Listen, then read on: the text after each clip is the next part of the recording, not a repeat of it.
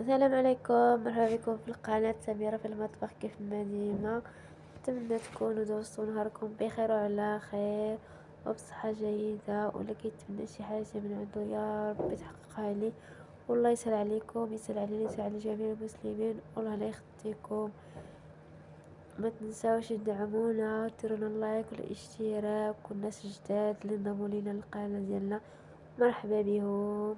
شكرا لكم على التعليقات ديالكم الزوينة، على المتابعة ديالكم.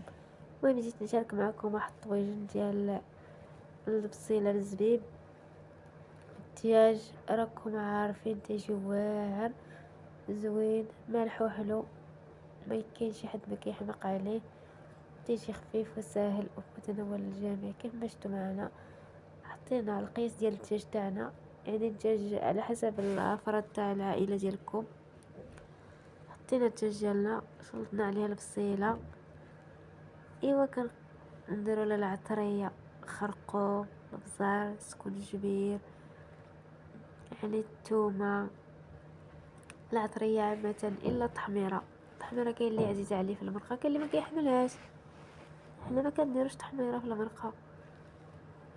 ايوا هنا بديت تنظيف سكونجبير، كيف ما تابعوا معايا الفيديو حتى الاخر.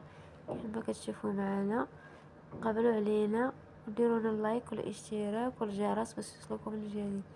كنضيفوا الملح على حسب الذوق.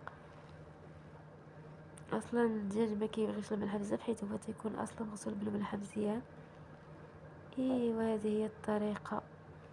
من بعد ما قادينا الدجاج ديالنا بالبصله ديالو كامل، ودرنا ليه العطريه ديالو كامل اللي كيحتاج، نحطو فوق البوطه. وهو فوق البوطه كيتشحر، كيتقلى على خاطر تتقلى مزيان. هنا الزبيب كيف ما شفتوا، من بعد ما تقلى ضيفنا عليه ديك البصله، وضيفنا دوزنا عليه شويه ديال ديك البصله قبل ما نضيفوها على الطاجين. دوزنا عليه شويه القرفه. نتمنى يعجبكم يا ربي.